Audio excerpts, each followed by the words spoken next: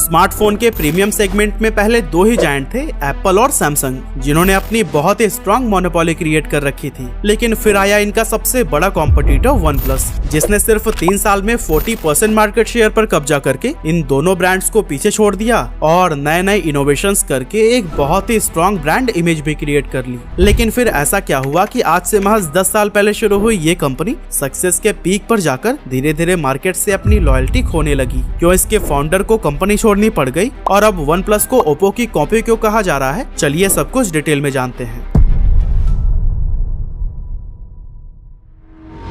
तो दोस्तों, OnePlus के को फाउंडर कार्ल पाई 2010 में अपनी स्टडी के दौरान ही नोकिया कंपनी में काम करने लगे थे। वहां 3 महीने तक काम करने के बाद उन्होंने कंपनी छोड़ दी और उसके बाद ओप्पो को ज्वाइन कर लिया। उस दौरान उन्होंने बहुत से स्मार्टफोन्स देखे और उनके फीचर्स को समझा, लेकिन किसी भी फोन से उन्हें 100% सेटिस्फेक्शन नहीं मिल पाया। साथ ही उन्होंने ये भी नोटिस किया कि किसी फोन का डिजाइन अच्छा होता है तो वो फीचर्स में मार खा जाता है, और अगर किसी के फीचर्स अच्छे होते हैं तो फिर डिजाइन नहीं। और अगर इक्का दुक्का कोई स्मार्टफोन इन दोनों क्राइटेरिया को थोड़ा बहुत फिल भी कर लेते तो फिर उसकी प्राइस इतनी ज्यादा हाई होती है कि हर कोई इसे अफोर्ड नहीं कर सकता था। और दोस्तों, इसी मार्केट गैप को देखते हुए कार्ल पाई ने एक ऐसा स्मार्टफोन बनाने का सोचा जो डिजाइन और फीचर्स दोनों में ही बेस्ट हो, साथ ही इसकी प्राइस कैटेगरी भी मिड रेंज हो, ताकि मैक्सिमम लोग बजट में भी एक प्रीमियम फोन इस्तेमाल कर सके। अब अपने इन्हीं आइडियाज के साथ कार्ल पाई ने ओप्पो कंपनी को छोड़ दिया और अपने एक दोस्त पेटे लाओ के साथ मिलकर OnePlus नाम की कंपनी बनाई, जिसका मतलब था कॉम्पिटिटर्स से 1 स्टेप आगे। स्टार्टिंग में उनकी कंपनी में सिर्फ 5 एम्प्लॉइज ही थे और ये सभी एक कैफे में बैठकर प्रोजेक्ट से रिलेटेड बातों पर डिस्कशन किया करते थे।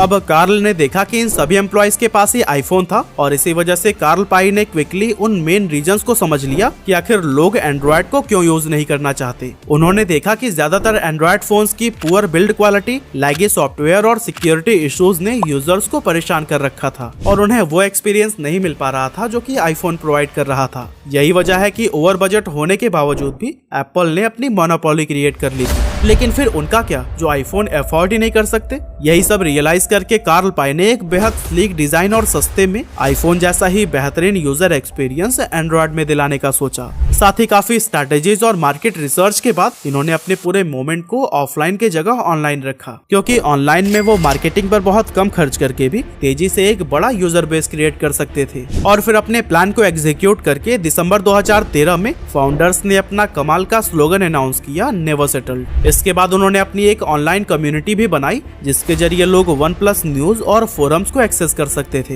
हालांकि अभी कंपनी ने अपना एक भी स्मार्टफोन लॉन्च नहीं किया था, लेकिन फिर भी इसकी कम्युनिटी से बहुत बड़ी संख्या में लोग जुड़ने लगे थे, क्योंकि कहीं ना कहीं लोगों को ये आइडिया हो गया था कि कंपनी कोई रिवोल्यूशनरी प्रोडक्ट बना रही है। फिर आया 23 अप्रैल 2014 का दिन, जब OnePlus ने अपना पहला स्मार्टफोन लॉन्च किया, OnePlus 1। अब जब ये फोन लॉन्च होने वाला था तो कंपनी का अनुमान था कि उनके कुछ 1000 से ज्यादा स्मार्टफोन नहीं बिकेंगे। इसी को ध्यान में रखते हुए उन्होंने पहले OnePlus 1 के सिर्फ 1000 यूनिट को ही मैन्युफैक्चर किया था। लेकिन कंपनी का ये अनुमान बिल्कुल गलत साबित हुआ, क्योंकि ये फोन टेक एंथुसियास्ट के बीच इंस्टेंट हिट साबित हो गया और 1 साल के अंदर ही OnePlus ने इस फोन की 10 लाख यूनिट्स बेचकर रिकॉर्ड बना दिया। इस रिकॉर्ड को बनाने के लिए OnePlus ने 2 कमाल के मार्केटिंग कैंपेन्स पर काम किया था, जिसमें पहला था कि आप इस फोन को तभी खरीद सकते हैं जब आपका कोई दोस्त या जानने वाला आपको उसे रेफर करेगा, और दूसरे कैंपेन का नाम था स्मैश द पास्ट, यानी OnePlus ने कहा कि आप अपना पुराना फोन तोड़िए और उसका वीडियो बनाकर सोशल मीडिया पर अपलोड करिए, जिसके बदले में हम आपको ब्रांडेड OnePlus 1 नया स्मार्टफोन देंगे, वो भी सिर्फ $1 में।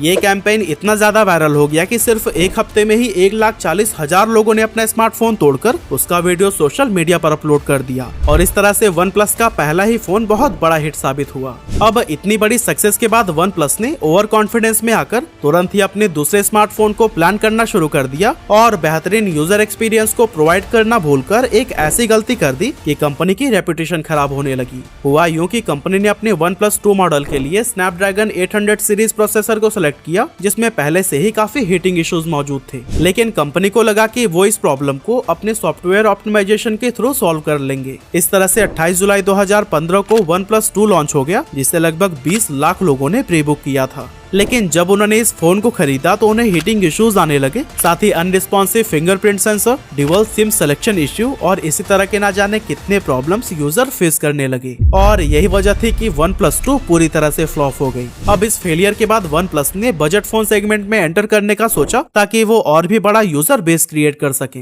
इसके लिए 2015 में ही उन्होंने अपने तीसरे स्मार्टफोन OnePlus X को लॉन्च कर दिया, वो भी सिर्फ 17,000 रुपए में, जिसमें 8 megapixel selfie camera, 13 megapixel main camera, 16 GB internal memory और 3 GB रैम जैसे बेहतरीन फीचर्स थे। लेकिन शायद OnePlus ये भूल गया कि इस सेगमेंट में पहले से ही काफी सारा भीड़ है और यहाँ उसे बहुत स्ट्रॉन्ग कंपटीशन का सामना करना पड़ेगा। और कुछ इसी तरह के प्रॉब्लम्स को फेस करके OnePlus 2 के बाद अब OnePlus X भी फेल हो चुका था। अब 2 बड़े फेलियर के बाद से OnePlus को यह रियलाइज हो गया कि लोग उन्हें कम बजट वाले फोन के लिए नहीं चुनते हैं, बल्कि उनकी डिमांड मिड रेंज प्राइस में प्रीमियम फोन्स के लिए है। और फिर अपने नेक्स्ट फोन को बनाने से पहले उन्होंने अपनी कम्युनिटी से फीडबैक लिया और सभी कमियों को दूर किया। और आखिरकार OnePlus ने 14 जून 2016 को अपना चौथा स्मार्टफोन फिर से प्रीमियम सेगमेंट में लॉन्च किया, जो था OnePlus 3।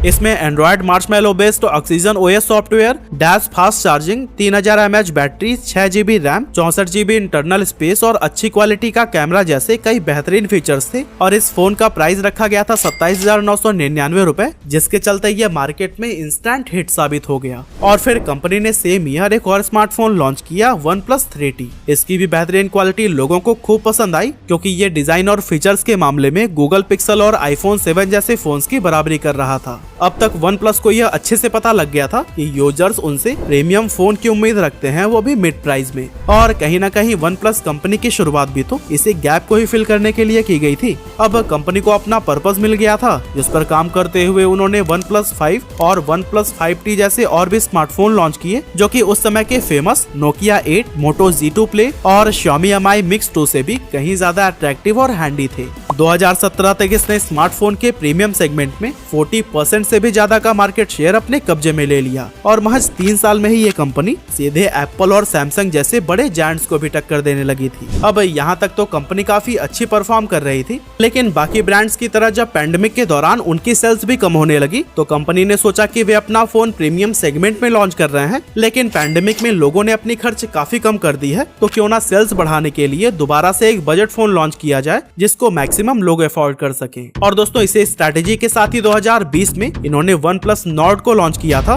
जिससे ये कमाई करने में तो कामयाब रहे, लेकिन कंपनी की रेप्यूटेशन पहले जैसी नहीं रही और ना ही लोग इसे अब एप्पल और सैमसंग के कॉम्पिटिटर के रूप में देख रहे थे। इसी साल के एंड में OnePlus के को फाउंडर कार्ल पाई ने भी कंपनी छोड़ दी, क्योंकि उन्हें लगने लगा था कि स्मार्टफोन मार्केट काफी बोरिंग और इनोवेशन से दूर हो चुकी है। इसीलिए उन्होंने एक बिल्कुल नई कंपनी नथिंग की शुरुआत की, और इस नाम के पीछे का उनका मकसद था कि वो बिल्कुल स्टार्टिंग से इस मार्केट में कुछ ऐसे फंडामेंटल चेंजेस करेंगे जो बाकी कंपनीज इग्नोर कर रही हैं। कार्ल पाई के कंपनी छोड़ने के बाद OnePlus इनोवेशन से और भी ज्यादा दूर हो गई और अपना लॉयल यूजर बेस खोने लगी। और इस तरह से OnePlus को नीचे जाते हुए देख इसकी पेरेंट कंपनी BBK इलेक्ट्रॉनिक ने इसे अपनी ही सब्सिडियरी कंपनी Oppo के साथ में मर्ज कर दिया, ताकि ये दोनों कंपनीज एक दूसरे के इनोवेशंस को अडॉप्ट कर सकें। और फिर इसी साल OnePlus ने OnePlus Nord 2 को लॉन्च किया, जो कि 4 महीने के अंदर ही इंडिया में 3 बार ब्लास्ट कर गया और यूजर्स को काफी चोटें भी आई। इन ब्लास्ट की तस्वीरें इंटरनेट पर भी खूब वायरल हुई और एक बार फिर लोगों का इस कंपनी से ट्रस्ट हटने लगा। यूजर्स के इस डिसअपॉइंटमेंट का एक और रीजन ये भी था कि OnePlus अब Oppo से मर्ज होने के बाद बिल्कुल उसके जैसी ही होती जा रही थी। दोनों के फीचर्स काफी हद तक सेम हो गए थे, यहाँ तक कि डिजाइन में भी काफी सिमिलरिटीज नजर आ रही थी। और जब कंपनी ने अनाउंस किया कि वो अपने फोन के ऑपरेटिंग सिस्टम को ऑक्सीजन OS की जगह Oppo के कलर OS पर शिफ्ट करने जा रहे हैं, तब इस फैसले को भी काफी ट्रोलिंग का सामना करना पड़ा, क्योंकि प्रीमियम प्राइस पे करने के बाद भी अगर उसके बदले में बजट सेगमेंट जैसा प्रोडक्ट मिले तो फिर ये कस्टमर्स को क्यों ही पसंद आएगा। लेकिन दोस्तों, यही सब बातें थी जो OnePlus ब्रांड समझ नहीं पाया और 40% मार्केट शेयर को गंवा सीधे 20% पर आ गिरा। वैसे भले ही आज इस कंपनी ने अपनी रेप्यूटेशन और ट्रस्ट को काफी हद तक गंवा दिया है, लेकिन अब भी हम ये नहीं कह सकते कि ये कंपनी कम्प्लीटली बर्बादी के कगार पर खड़ी है, क्योंकि अगर ये वापस से अपनी पुरानी वाली स्ट्रैटेजी पर काम करती है, जैसे कम्युनिटी से जुड़ना, उनकी प्रॉब्लम को समझना, नए नए इनोवेशंस करना और अपने सेगमेंट को आइडेंटिफाई करके उसमें पकड़ बनाना, तो नो डाउट वापस से ये अपनी पोजीशनिंग पाने में कामयाब हो सकती है। वैसे OnePlus को वापसी के लिए क्या करना चाहिए, आप अपना ओपिनियन भी हमें कमेंट में जरूर बताइएगा।